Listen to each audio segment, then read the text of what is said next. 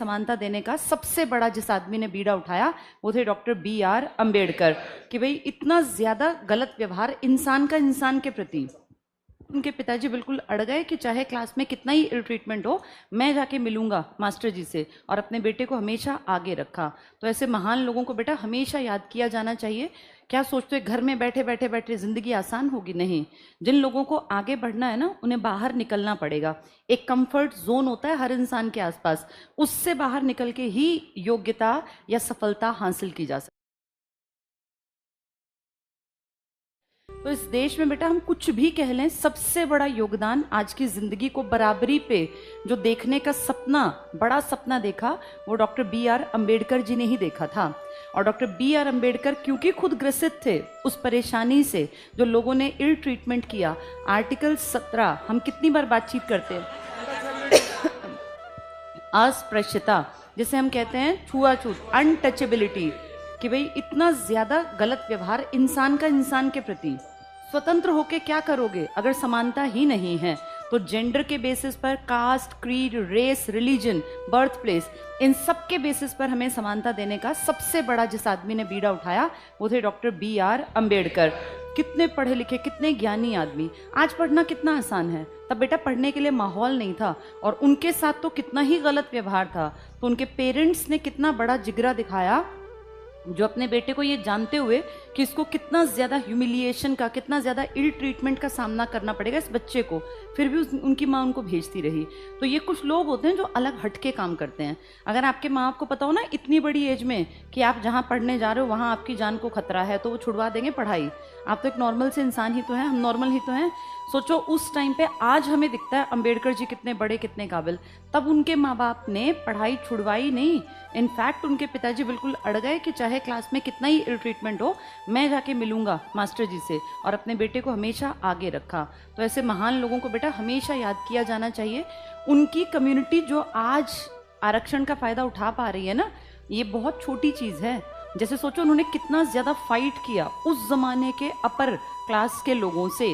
वो पैसे में भी ऊपर थे, वो जात पात में भी ऊपर थे, और वो अपने आप को हर तरीके से ऊपर मानते थे। उनसे छीनना अपना हक, ये ऐसे ही हो गया जैसे शेर के मुंह में से कोई चीज निकाल लेना। और देखो उन्होंने आरक्षण को उस जमाने में एक नीड के रूप में प्रेजेंट किया। बात करने के इतने धनी थे कि सबको उनकी बातों में कहीं ना कहीं लगता था कि हाँ, इस आदमी की बातों में दम है। ये दम वैसे ही नहीं आता बेटा, जिसकी बातों में दम होता है ना, उसने बहुत ज्यादा ज्ञान हासिल किया होता है। तो उन्होंने कितनी पढ़ाई लिखाई की, दुनिया की किताबों को जाना, विदेशों की यात्राएं की, लोगों से मिले। इन सब का फायदा क्या हुआ? इंसान की पहचान हो गई। तो जो लोग घर में घुसे रहते हैं ना, वो आगे नहीं बढ़ते। ऐसे जितने समाज में ऊंचे लोग हैं जिन्होंने नाम कमाया, ये देखो उन सब ने अपने घर से बाहर निकल के प्रॉब्लम्स को फेस किया। Doctor B.R. अम्बेडकर जी का आज का दिन हम सबकी लाइफ में हमेशा ये याद दिलाता रहे कि हमारे सामने जो प्रॉब्लम है ना, वो बहुत छोटी हैं। जो अम्बेडकर जी ने फेस किया वो कितना भयानक था, कि जिसको हर बात पे कितना ज्यादा इल ट्रीटमेंट। और तुम्हें क्या लगता है, लोग क्या उस टाइम गाली गलौज नहीं करते होंगे? गंदी गंदी गालियां देते होंगे, बदतमीजी करते होंगे। उन सबको सहा और फिर आगे बढ़ के उनको, उनके मुंह को बंद कराने के लिए ज्ञान का लेवल इतना बढ़ा लिया कि सामने वालों को सबको झुकना पड़ा। जब देश में 1946 में संविधान सभा के इलेक्शन हुए थे ना, उस टाइम अंबेडकर जी बम्बई की सीट से उठे, लेकिन सारी राजनीति ने ऐसी चालाकी चली कि उनकी हार हो गई। वो हार गए। कोई नॉर्मल आदमी होता टूट जाता कि यार मेरे बस की नहीं है। उन्होंने बेटा ये सोचा कि नहीं, अगर मैं संविधान सभा का मेंबर नहीं बन पाया तो मेरी कम्युनिटी की बराबरी की बातें कोई करेगा ही नहीं। इनफैक्ट इंडिया में बराबरी की बातें कोई नहीं करेगा, क्योंकि चंद अमीर ऊंची जाति के लोग अगर हमारा संविधान लिखते तो वो अपने फायदे की चीजें लिखते। तो उन्होंने फिर इसको एज चैलेंज लिया कि हार गया तो क्या हुआ। वो बेटा फिर उस टाइम पे बांग्लादेश, जो आज तुम्हारे पड़ोसी देश का नाम है, ये भी तो पहले हमारा ही बंगाल था। यहाँ की सीट से इलेक्शन लड़े, मतलब यहाँ की सीट से खड़े हुए और यहाँ की सीट से जीत कर आए। उसमें मुस्लिम लीग का एक बड़ा योगदान था। उसके बाद देश आजाद हो गया 47। तो जिस सीट पे वो जीते हुए थे वो तो चली गई पूर्वी पाकिस्तान में। पहले बांग्लादेश पूर्वी पाकिस्तान था। फिर तब तक उन्होंने अपनी इमेज ये बना ली कि बाकी सबको लगा कि अगर अंबेडकर नहीं है तो ये संविधान सभा अपना पूरा काम कर नहीं पाएगी। उनमें इतनी काबिलियत थी कि कुछ ही महीनों में उन्होंने अपनी जगह बना के दिखा दी। और फिर मुंबई की सीट के एरिया से एक व्यक्ति ने, बड़े आदमी ने इस्तीफा दिया, मैंने आपको बताई भी होगी वो कहानी। हाँ, जयकर ने इस्तीफा दिया, जो हिंदू महासभा के एक्टिव मेंबर थे। फिर उस सीट पर अंबेडकर जी बैठे और अंबेडकर जी इतना काम कर गए कि इस पूरी किताब को जो हम रोज पढ़ रहे हैं, रिटन डॉक्यूमेंट, इसके पिता, इसके जनक डॉक्टर BR अम्बेडकर कहलाते हैं। तो आज की ये कहानी हमेशा याद रखनी है कि जब एक इंसान इतने ज़्यादा चैलेंजेस से जूझ सकता है तो हमारे चैलेंजेस उससे बड़े नहीं हो सकते बेटा। उनके सामने बहुत सारी प्रॉब्लम्स थी, तब भी उससे ओवरकम कर गए, तो हमारे सामने तो क्या प्रॉब्लम होंगी। तुम्हारी उम्र में क्या प्रॉब्लम हो सकती है? किसी को फाइनेंशियल प्रॉब्लम हो सकती है, घर में पैसा ना हो, कम हो, दिक्कत हो, किसी के माँ बाप को दिक्कत हो सकती है, किसी का अपना खुद का रिश्ता बहुत अच्छा ना चल रहा, अपने यार दोस्तों में 3-4 दिक्कतें हैं बेटा।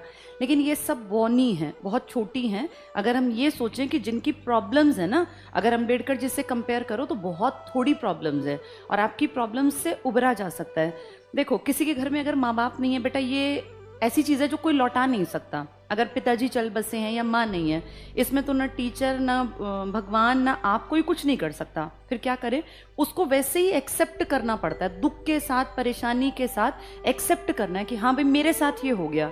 अब नेक्स्ट स्टेप क्या? या तो हम रोते रोते रोते जीवन काट दें, या ये सोच के कि ठीक है ये हो गया, बहुत बुरा हुआ, लेकिन अब आगे का जीवन सुधारने के लिए मैं क्या करूं। और अब तुम लोग जवान हो, तुम्हारे माँ बाप जिसके हैं परिवार में, भगवान का शुक्रिया करके उनके बुढ़ापे के लिए काम करो कि यार उनका बुढ़ापा अच्छा निकले, मैं इतना काबिल बनूं, इतनी काबिल बनूं। नहीं है तो सोचो मेरा आगे का जीवन अच्छा निकले। सबसे पहले अपने आप को प्यार करो, अपने आप को बेहतर बनाओ। और फिर ये सोचो दुनिया में कितनी प्रॉब्लम्स हैं, तुम फिर भी बहुत लकी हो बेटा। अगर तुम्हारा बॉडी सिस्टम ठीक है ना, तुम्हें कोई किडनी की बीमारी नहीं है, हार्ट की प्रॉब्लम नहीं है, लिवर में कोई फंक्शनिंग में दिक्कत नहीं है, तो तुम वैसे ही बहुत ज़्यादा ब्लेस्ड हो। अब पढ़ लिख के अपनी लाइफ को सेट और कर लो, फिर आगे की ज़िंदगी बेहतरीन होगी। थोड़े बहुत कष्ट परेशानी तो किसको नहीं आते, वो तो सबकी लाइफ में आते हैं। उनको फेस करके आगे बढ़ते जाएंगे। और तुम उम्र के उस पड़ाव पर हो जब ज़िंदगी बनती है। अगले 40 साल 50 साल जो तुम्हारी लाइफ है वो अब बन रही है, ठीक है? तो मेहनत करनी है। और आज के दिन को, जैसे जैसे महापुरुषों के दिन आए, ये याद किया करो कि उस टाइम पे उन्होंने कितना कुछ फेस किया, और वो फेस करके आज हम किताबों में उनके चेहरे देखते हैं। तो हमें तो उनके मुकाबले बहुत कुछ अच्छा मिला। ये डेमोक्रेटिक कंट्री है, यहाँ फिर भी वैल्यू है वोट की। अभी हमारे हाथ में ताकत है सरकारें बनवाने की, तो अपनी बातों को हम रख सकते हैं। हम इस मामले में भी ब्लेस्ड हैं। अंबेडकर जी जिस टाइम पर थे, या भगत सिंह, राजगुरु सुखदेव, या गांधी, नेहरू, पटेल, तो अपनी बात रखना भी तो क्राइम था, पुलिस पकड़ती थी। तो हम तो ब्लेस्ड हैं, बहुत कुछ हमें किया कराया मिल गया। अब अगला स्टेप ये है कि अपनी अपनी जिंदगियों को बेहतर बनाएं।